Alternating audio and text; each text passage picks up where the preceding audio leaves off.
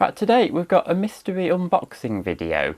I've done unboxing videos a couple of times before and people seem to like them. I think people like the excitement of seeing what's in a box, and it always is kind of exciting in a way to get a fairly generic looking box and seeing what fun items might be inside it. But today we've got a mystery camcorder. I've been browsing eBay once again. I keep an eye out on video cameras because I'm interested in engineering and video cameras. Whilst I've always enjoyed making videos, video cameras themselves are always very interesting pieces of engineering. So I keep an eye out for old ones because sometimes they can make fun repair projects, and even if they're not a repair project, if they work fine, some are. Even very old ones are actually quite useful pieces of equipment in some cases. Anyway, I found this one. It was just listed as Sony video camera. No real description. Apparently it worked before it was decommissioned, so that means it may work, it may not. Although there's a chance, I think if it worked before it was decommissioned, there's a chance it'll probably be okay. But no mention of what the model was. Now, it's a full-size DV camera. It takes the full-size tapes, so not the... it takes the little tapes like this, but it also takes the full-size tapes. I don't have any of those full-size tapes, so if it works, I may well have to get some. They made several of those models with that appearance, but you can't really tell the difference between them. They all look the same. You'd have to look at the model number. And there was no indication of the model number. It took a picture of the viewfinder model number, but not the camera model number. So I don't know what model it is. The main differences between the different models in that range, some were newer, some were older, some had native 4x3 sensors, some had native 16x9 sensors. That was the main differences between them. But anyway, I paid about 50 quid for this. No lens included, unfortunately, although you probably wouldn't expect that at that price. No battery. Hopefully it might work, and hopefully if it does work, we'll be able to use it. And if it doesn't work, it'll be an interesting repair video, I'm sure.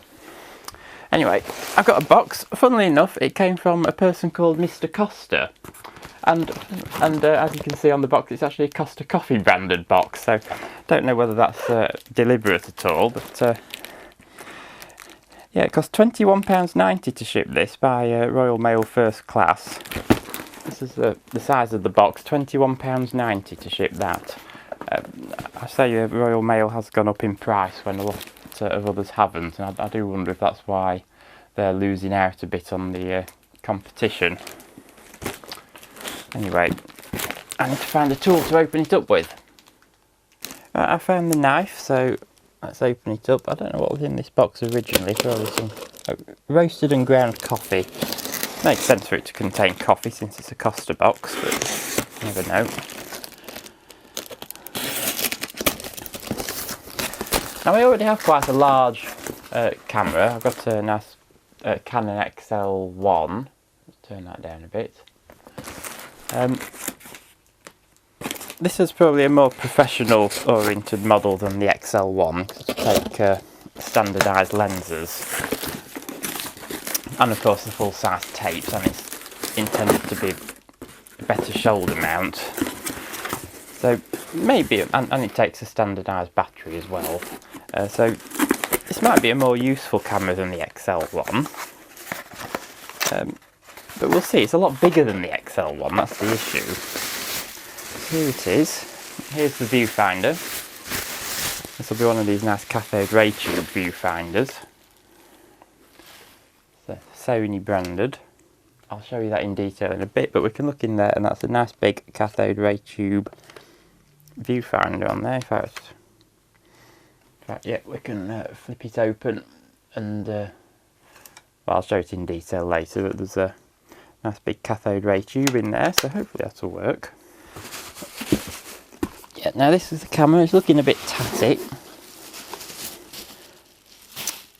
Oh, in fact, a piece of plastic smashed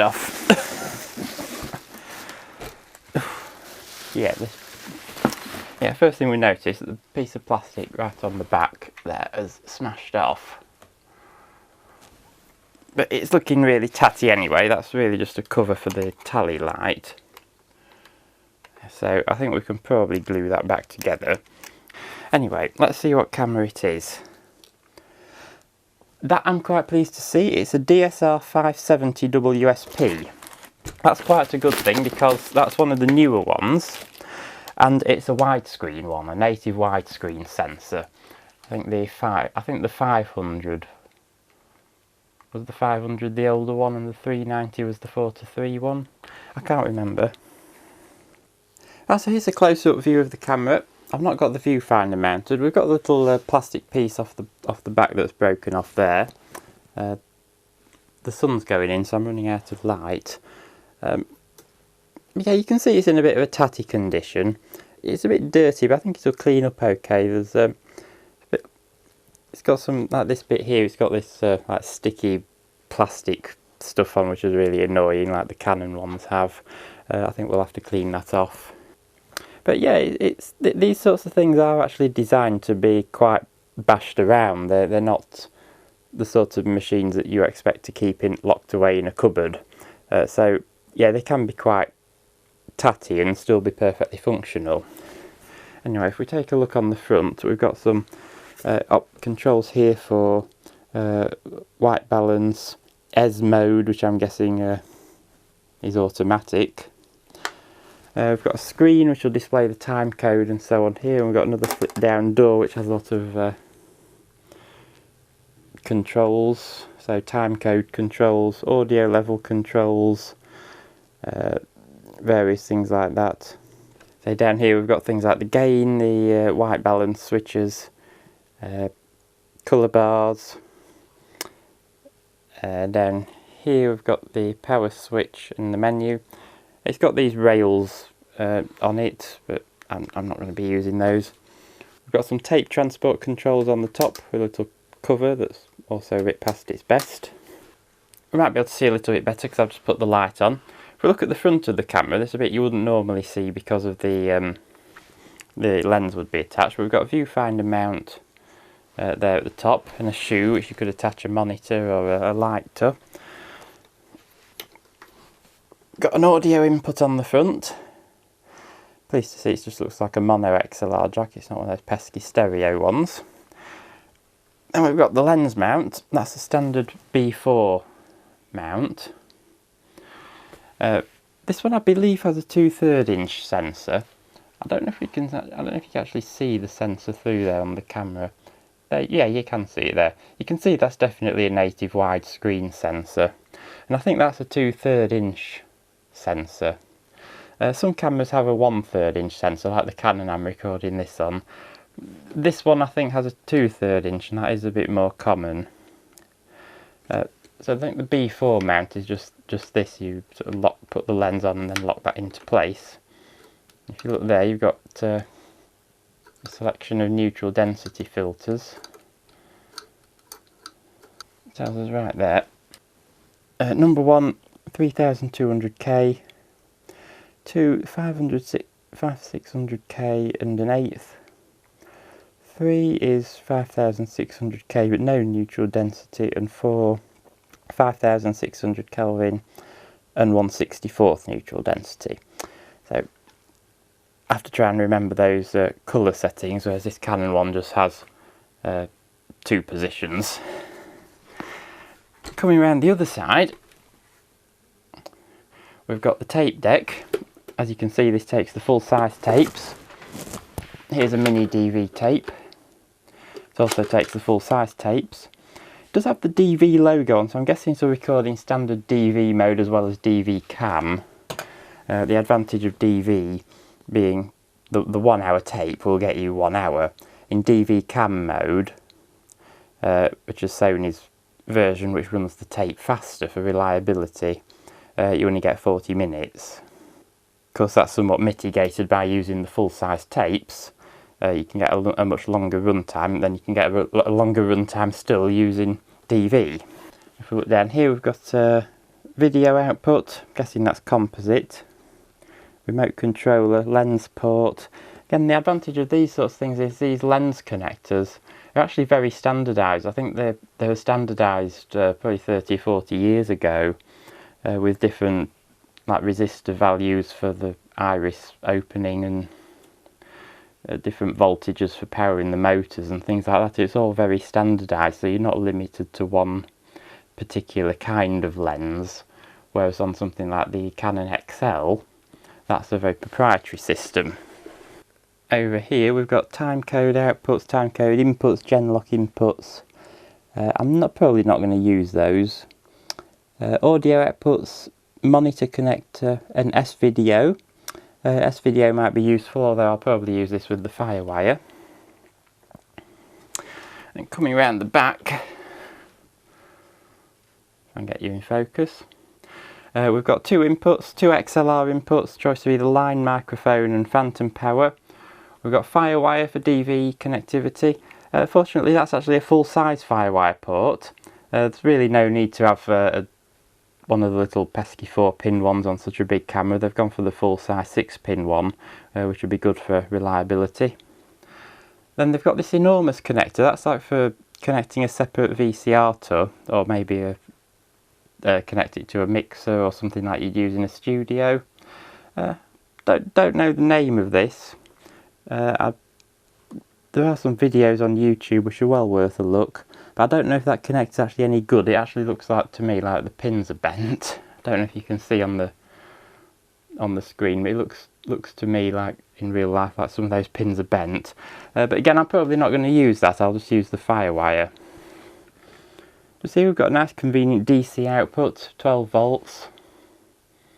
It takes a 12 volt power supply, so that probably just comes straight from the power supply. And this is the power supply connector. It's a 4-pin XLR. Again, that's quite standardised. So no proprietary power supplies on these things, just standard nice, easy to use connector, standardised 12 volts. And in this case, we've got an Anton Bauer battery pack. This is an Anton Bauer gold mount. I don't have any batteries for this, but it'll probably be relatively easy to make one. I may well just be able to buy one. In fact, there's a switch there. I'm not sure if that's to turn it off or if that's to control a light. But these connectors on here, they're just look like standard banana plugs. I did wonder if they might be 4mm jacks, but they're too small for that. But they might be standard 2mm jacks, in which case, again, it's something that I may well have connectors for that in stock, and I may well be able to make a battery pack, but I can always buy one, I'm sure. But you'll notice there are screws. These battery mounting plates do actually come off. If you don't want an Anton Bauer battery, you could take this plate off and put something else on, something completely different. So again, that's one of the advantages of cameras like this. To me as an electronic engineer, these sorts of things are actually really appealing because they have the standardised lens mounts, they have the standardised connectors, they have the standardised no-nonsense batteries, no-nonsense power supplies. It's not like these handy cams which have the info lithium batteries. Again, very good. I mean, they're very good quality batteries, but you have to. They require a data connection. In this case, I've actually taken a completely different info lithium battery. It just happened to be one spare that was.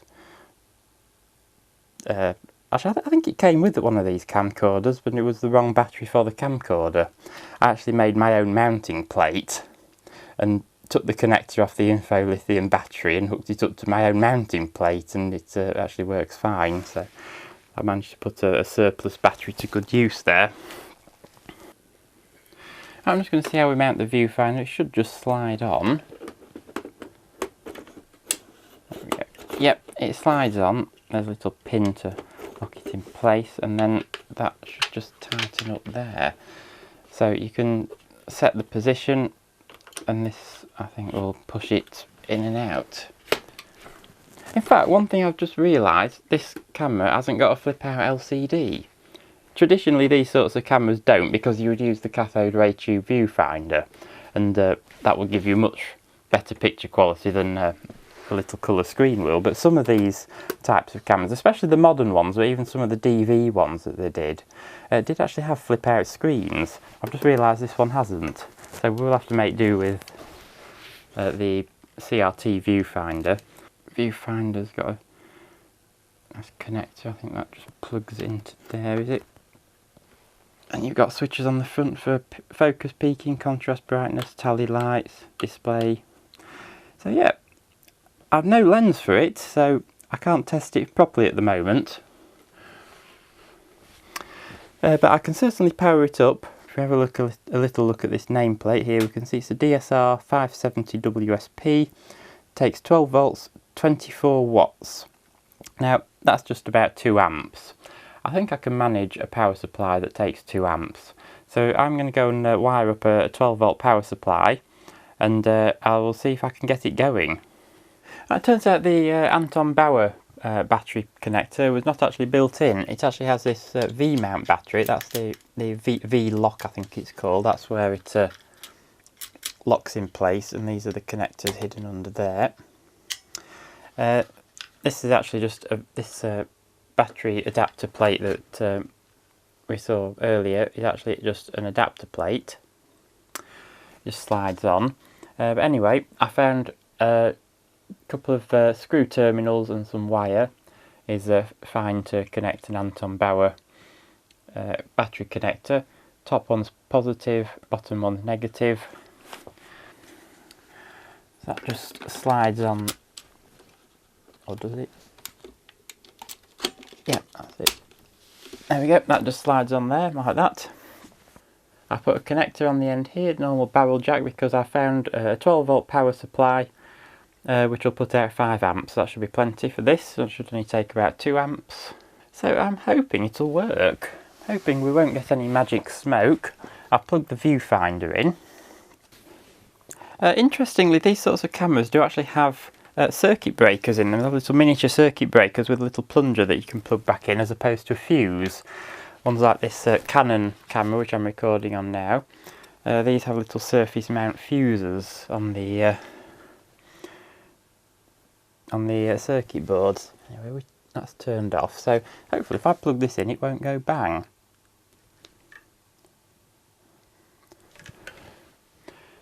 There we go, no bang yet.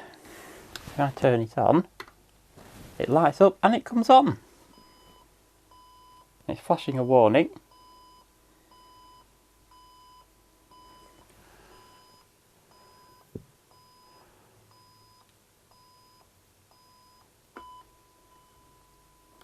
I can turn the alarm down if I don't like it.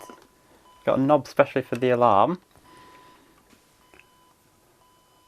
There is something on the viewfinder. Let's just see what this says. It's complaining about the battery. It thinks the battery's about a bit dead because it's 12 volts. Reset. What that does?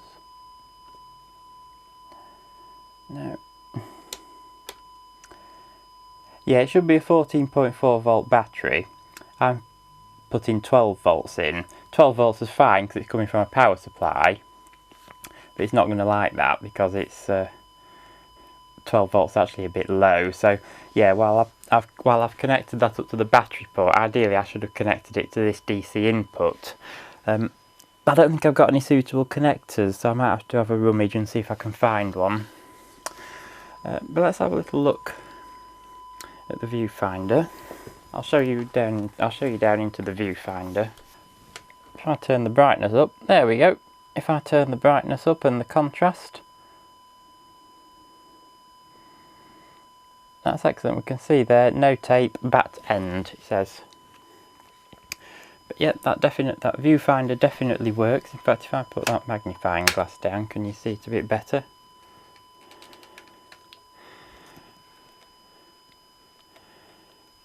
It says there battery at 11 point something volts.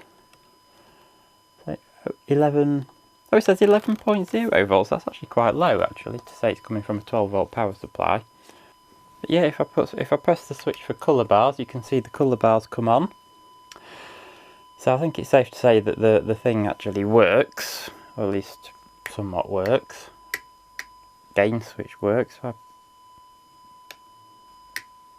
But yeah, if we turn the gain up, you can see, we won't be able to see an image because there's no lens on it, but if I turn the gain up, it works. So if I cover the sensor up, you can see it gets dark. So that pretty much proves, I think, that the sensor works. And you can see if I put the neutral density filter on, it changes. Yeah, it's just going to keep beeping at us, isn't it, because of the battery.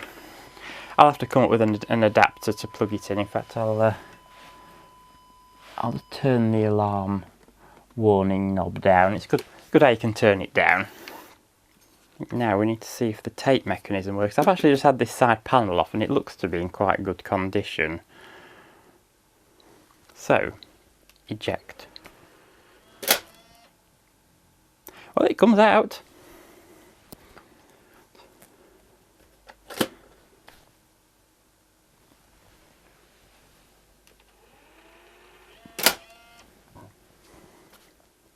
That's promising.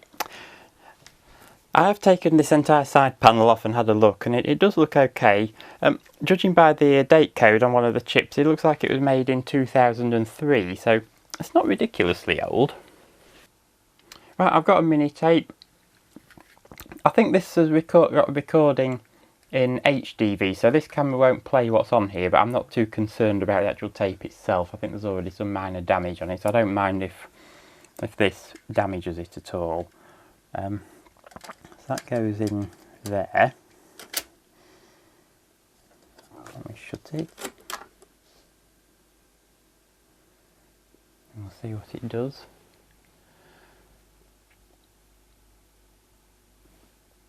It's not complaining.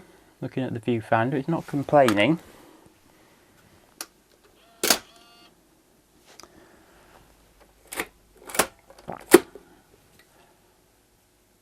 Yeah, it knows that there's a tape in, so we need to have a look at it and see how we get it to play a tape. It would probably help if I were to read the instruction manual, wouldn't it? Right, well, I've had a good play with it. I can't get it to do anything with the tape, so I don't know how to make it do anything. We do have a VTR switch somewhere around here, which doesn't do anything, but I think it's possibly not doing anything because it thinks the battery's dead.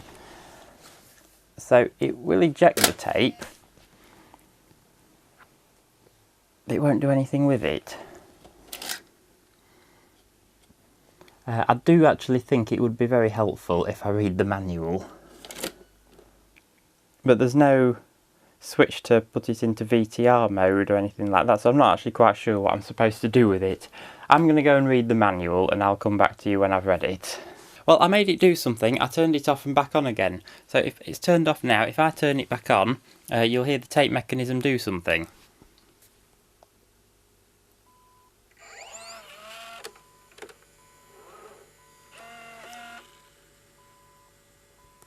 Sounds relatively healthy. Rewind.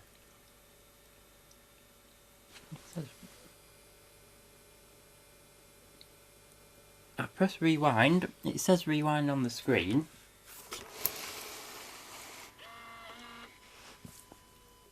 I think it's stopping because of the battery.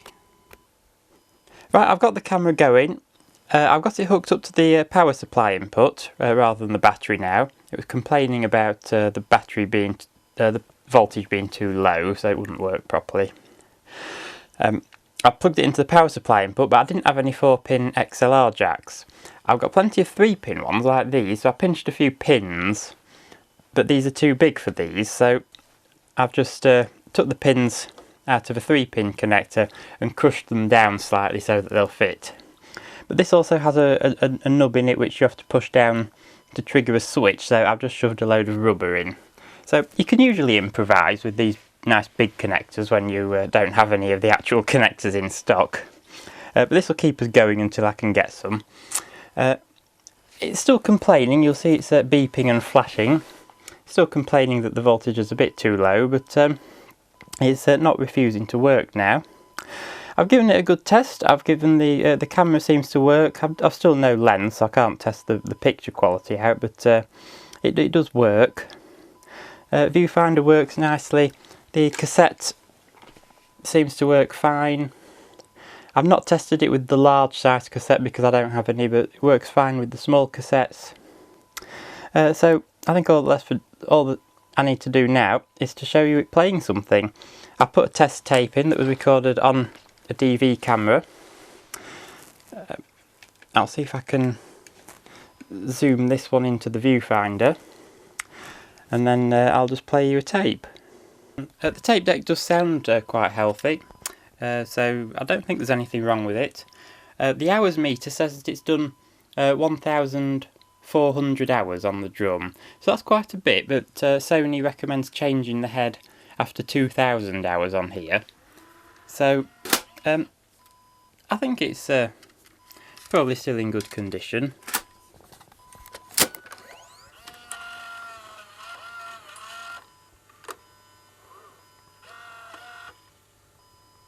There we go, you can see it's acknowledged the tape. And the reason I couldn't find a VTR switch on it is because it doesn't have one. It's in camera mode at the moment, but to play all you do is press play. And it plays.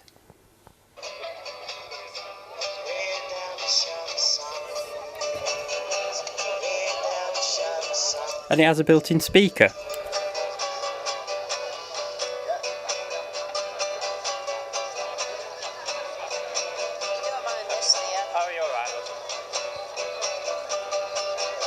Emancipate yourself from mental slavery. None but ourselves can free our mind. Have no fear of fake BBCology, because none of them can stop the time.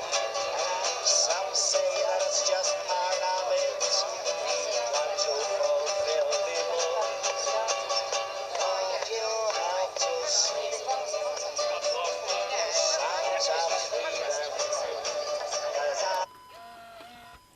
And there we go, I can press stop and it stops. That CRT, I don't know how the CRT's come across on the camera, but it looks very good in real life. You can't really see the whole thing through the when you zoomed in from a camera, but I can see it with my eyes very well. It's a very nice CRT, but it does need a good clean, and it's in good condition as well.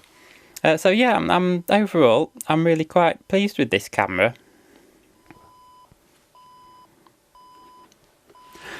Yeah, so I've had a good play with this. I've put a microphone on, I've tested the audio, that works fine. The only things I've not really tested are the large size cassettes and the Firewire port.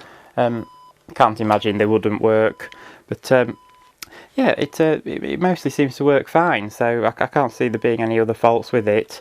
It seems to work nicely, it seems quite nice to use, although I will have to read the instruction manual and learn about all the features it has, and of course I will have to get a lens to make it actually useful.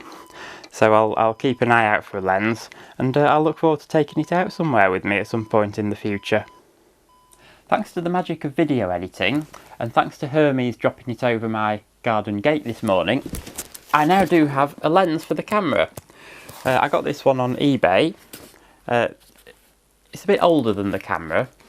It should work. They're a standardised lens mount, as we've seen, so it should work fine. This one is a Fujinon A14x9 BERM-28B, and this one seems to be in its original box, which I'm surprised to see. So let's have a look inside and see what we've got. I must admit, you've got to love it, haven't you, when postmen drop things off through the over the garden gate, although if this is in its original packaging it ought to be designed to withstand some decent amount of handling. And of course these sorts of pieces of equipment are actually designed to be thrown around. They're not intended to be those display ornaments, although this lens obviously is quite old, and I think it's dates back long before the camera does. But it's a standard definition camera and a standard definition lens, so hopefully it'll be more than ample picture quality for this sort of camera.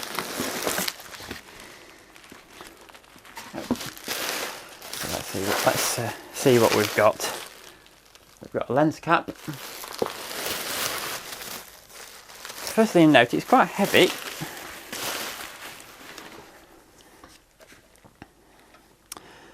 Looks in decent nick. I'll see if I can show you a close up. It says Fujinon 14 times. Looks to be in decent sort of condition. It's got the although the yeah, the button's a bit sticky. I think that's a bit worn out. The switches have, I think they would have had covers on once, a bit worn out, but the rocker feels nice. The connector looks okay. Hand strap feels okay. I probably want a bit of a clean up, but yeah, that feels okay.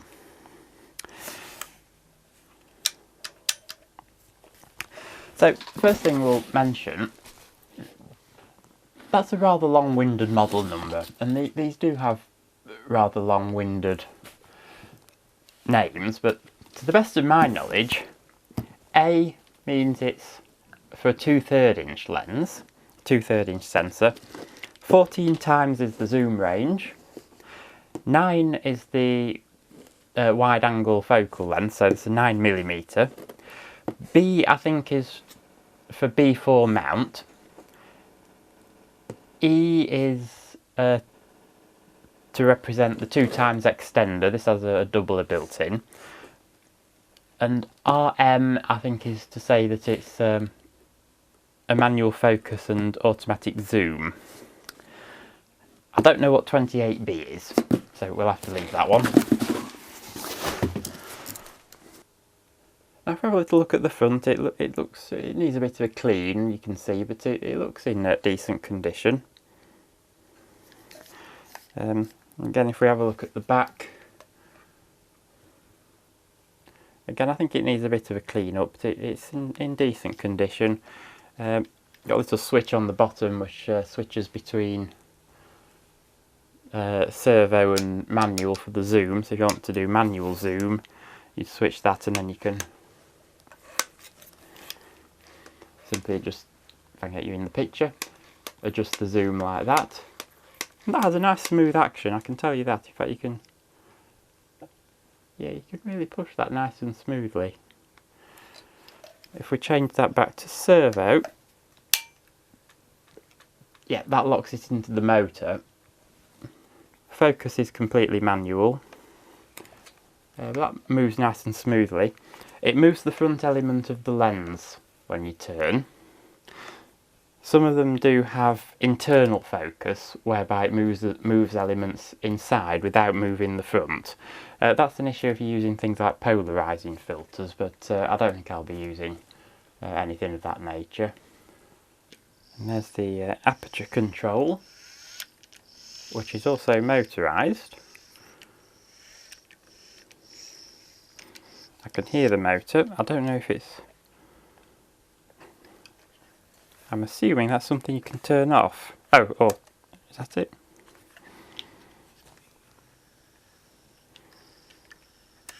Ah. I think it has to be coupled into something, because this connector actually feeds back to the camera to tell you what the position the aperture is in. So I think it probably has to be connected to something so that it knows where the aperture is. But if we have a look through the lens, hopefully you can see there that the aperture does work. You can see it opens up.